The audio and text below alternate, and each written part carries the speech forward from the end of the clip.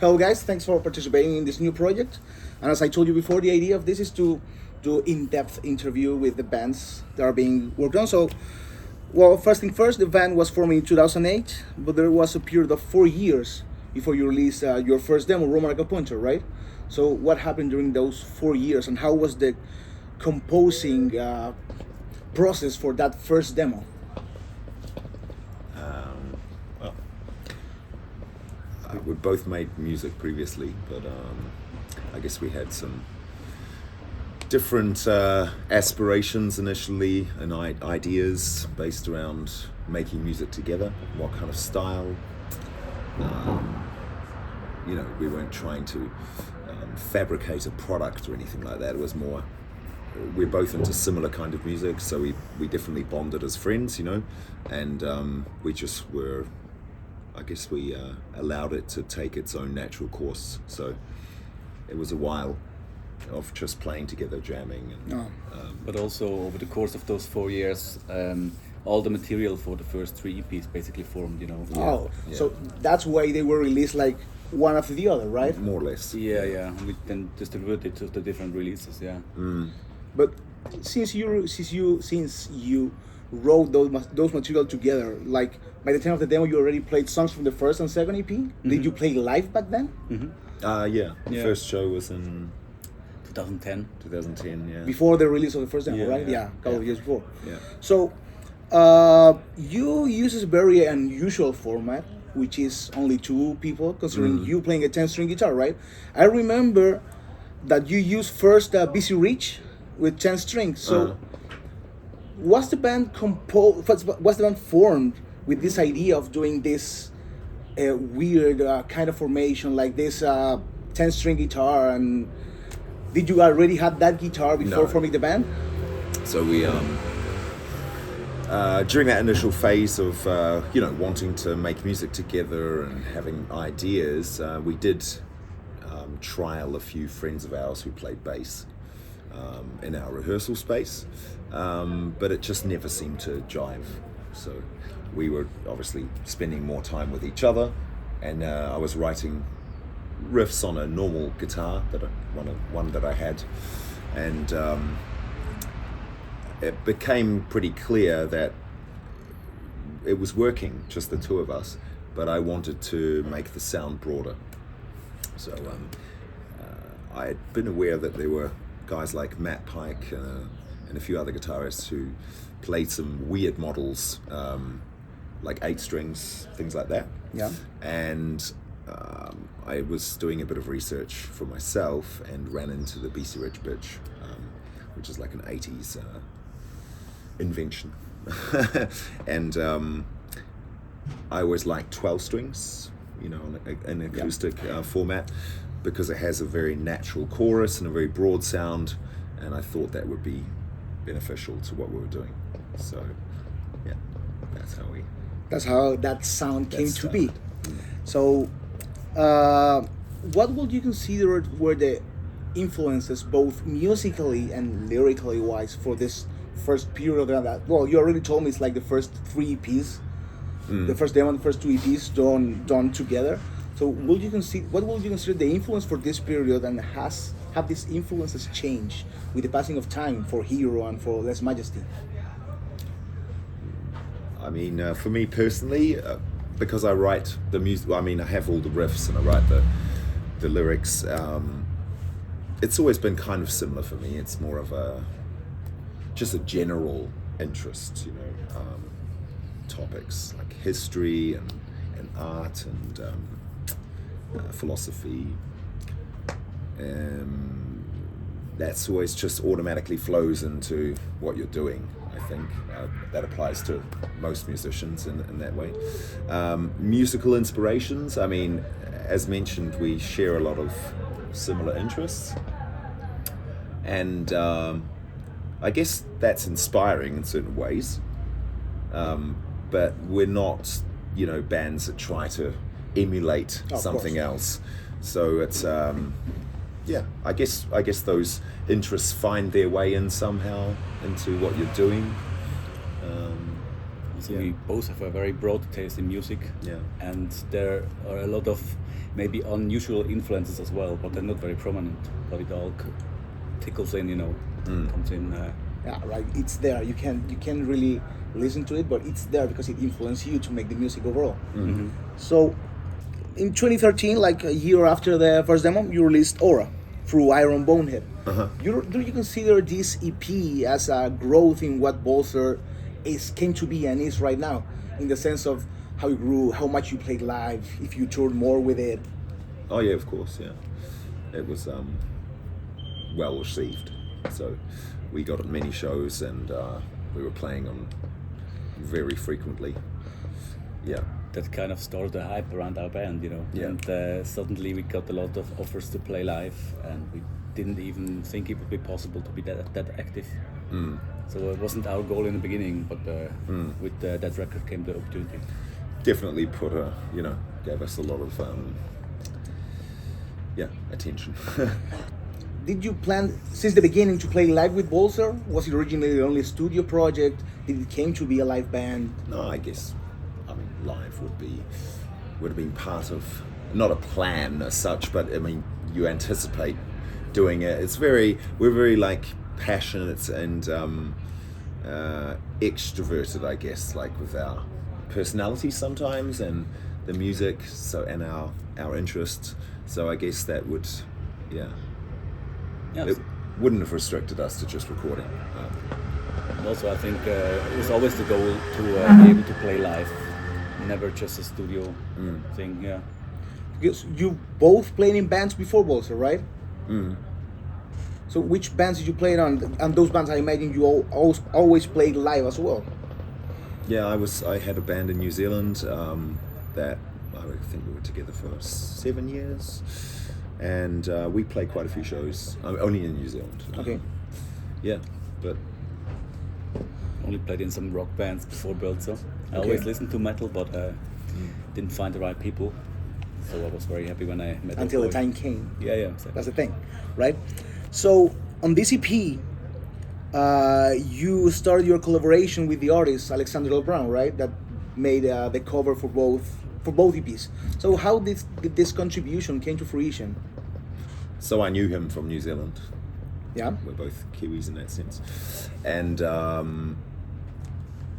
we were always in touch. And his artwork is really cool with the dot technique, and I don't know. I can't recall how we initially came to the idea. I guess it was just a suggestion. We'd seen some of his pieces, I think, at the time that were relevant, and we thought that would perhaps suit. Yeah, I think we mentioned it to him for the first time when we met him in 2010. Yeah. When he played with Witch Christ in the festival in Finland. Yeah. We met him there and just asked him if he would be interested. And he thought it would be a great idea. So yeah, we had the concept visually, the figures, and the general layout. So he kind of followed and put a lot of his own ideas into. Yeah. Were you glad with the result that came from his artwork? Yeah. Yeah. Very. So 1 year after Aura, Soma was released, and this shows a change in the musical direction. I mean, Aura and Soma are quite every release is quite different to the one before, but this was as you told me, this was composed in the same period, that 4 year period you composed this first demo and the first two EPs. I kind of know what you're getting at, so I can as you realize, they were composed during a similar period. So I write lyrics after the music, or to the music. So it was more a matter of acknowledging that some of the songs suited, matching themselves, and the others had a different vibe. So we had already decided to split them into two EPs. And through the conceptualization of what each EP could mean relative to each other, it's obviously a pair, a dualistic topic principle there, and so I kind of applied lyrics and the remainder of the theme according to the music. if I remember correctly, I read on the Bardo methodology interview that Aura was more lean toward the male. How can you say that? Like the male part and so much the female part. I remember reading that. Yeah, certainly. I mean, some of it was applicable. I mean, more of the aura was it's basically a reversed existential kind of take. So the spiritual standpoint, I mean the metaphysical standpoint, and Soma was with the topic of death within a war context. I mean, it's very abstract, but fate was the female figure therein. So the flesh and the essence, the soul, whatever you want to call it. Those were the two parallels. Yeah. Perfect. That's what I was trying to get to. Yeah. A couple of years after the release of Soma, and a few months prior to the release of Hero, you visited Chile for the first time on the tour with Great Miasma, right? Mm-hmm. And in this tour, you played a set list mixed with a lot of songs from that one, from Hero, right? So, did you change the tuning by the time Hero was released, right? Mm-hmm. I remember hearing the sounds from the EP and the demo on that first night in Chile. Yeah. And they sounded different. Well, same with last night, since the tuning is already different, right?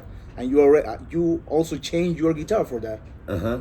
Well, initially on the EPs, I was playing in B standard. And a standard length neck, a standard Mencia. And then I decided with Hero to move to A, tuning A, so drop down. Yeah. And had moved on to a baritone to accommodate that, because it wouldn't have worked on my BC Rich pitch. So that's why you'll see the difference there. So more than that, that's not what I wanted to get to, but that's really good to know, since it's pretty much a nerd interview for nerds as well. That's cool. Yeah. So, what do you think? What did you thought of that first? I remember that was your first South American tour, and I remember Matias did that interview. By the way, he says hello to both of you. Oh, thank you. Yeah. And I remember you toured first North America, and then you came to South America. So how was that first South American experience? Like the crowd and everything, since it's kind of different here, I guess. Yeah.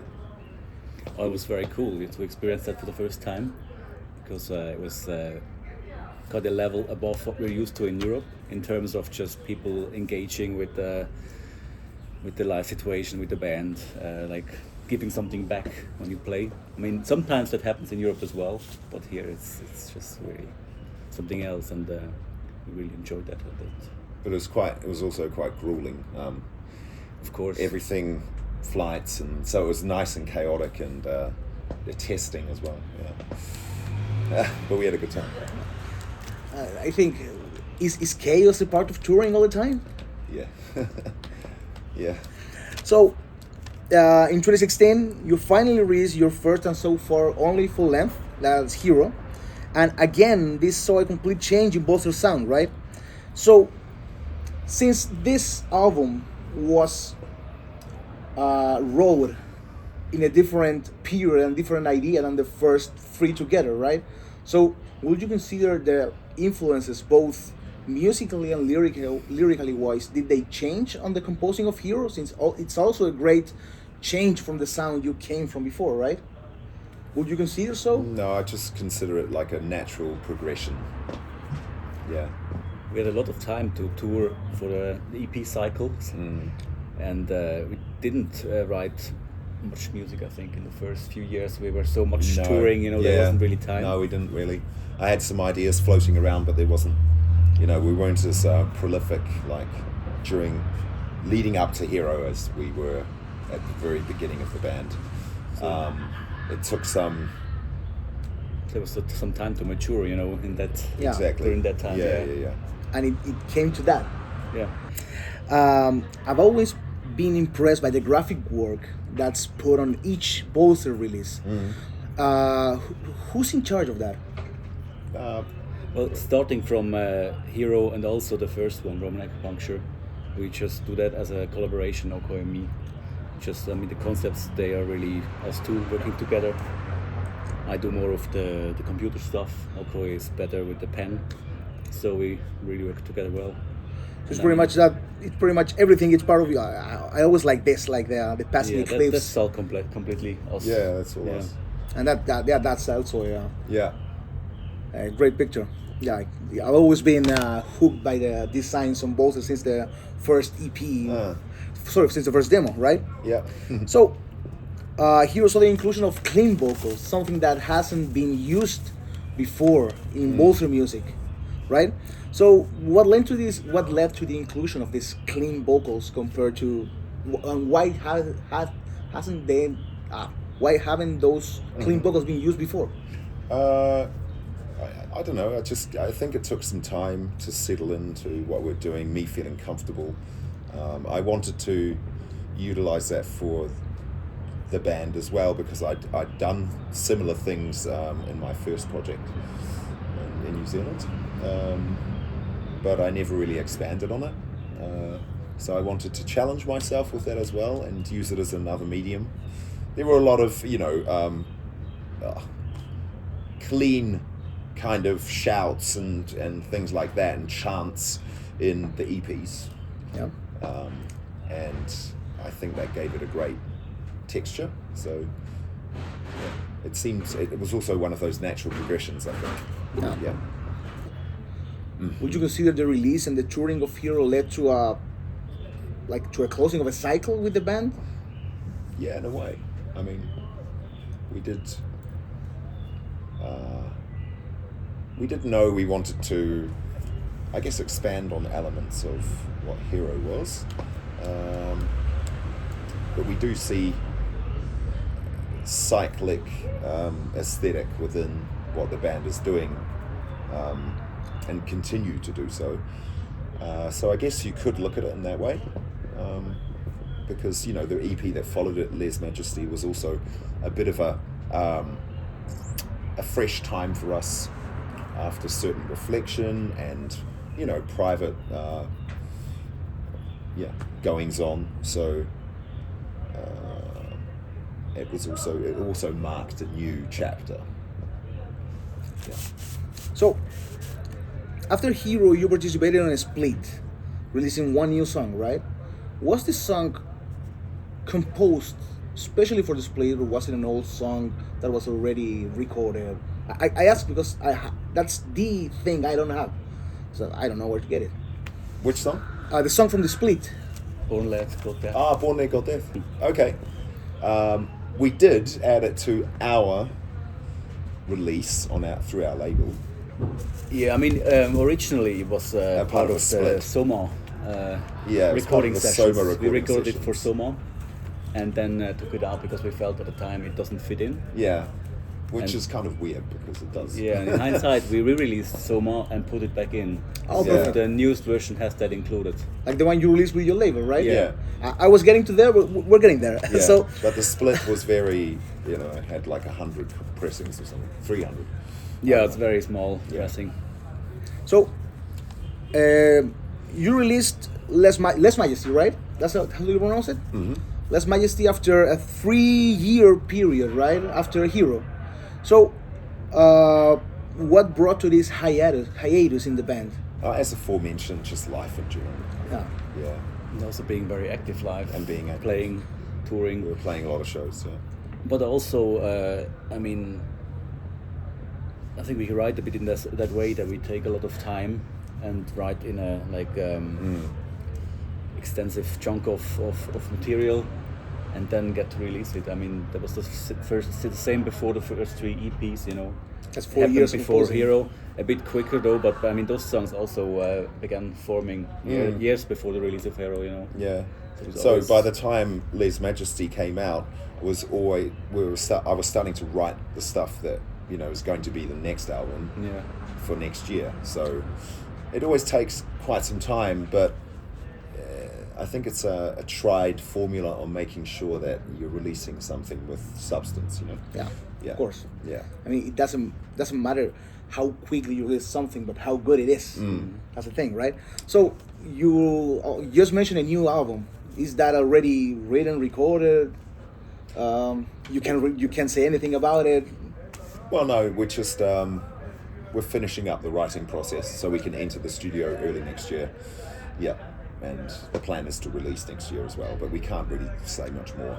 That's good. Because, that's good. But it's good to know something good, something new is finally coming. Yep. So, in 2020, you organized the first version of your own festival, right?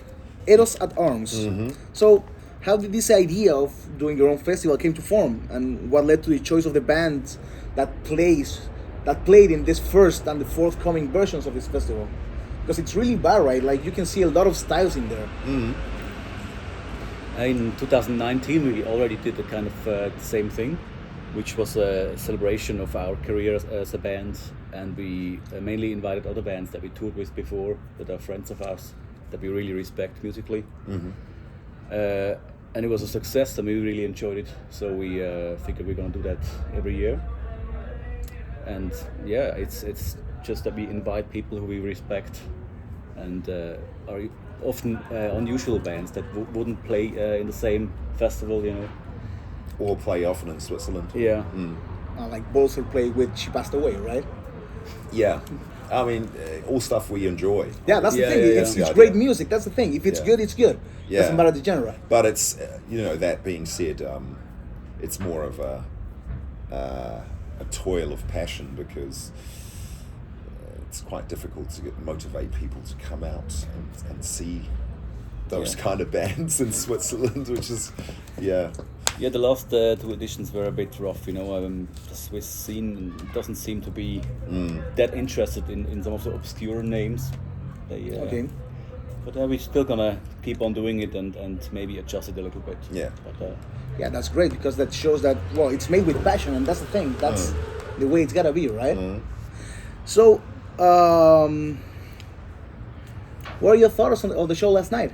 We enjoyed it thoroughly. Yeah, it was really nice to be back, and we were well received by the crowd in Santiago the first time, and last night was really cool for us.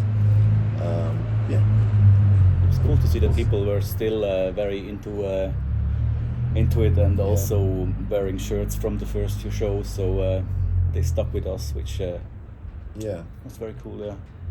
I mean, if you want to include it, this is an official apology to all the people that asked for photos and signing records, and I said we could do it later after I got off stage, but security had already kicked everyone out. So that venue does that every time. Yeah. So it's not my fault, so I apologize for that. Yeah. So pretty much this finishes the interview, but I want to ask a little bit something else. Like, I want to ask both of you 3 albums that you will recommend from your hometown, and 3 albums that you're currently listening to a lot right now. Doesn't matter the genre. I mean, there's I could mention a few obscure, cool bands from the metal scene in New Zealand, I guess.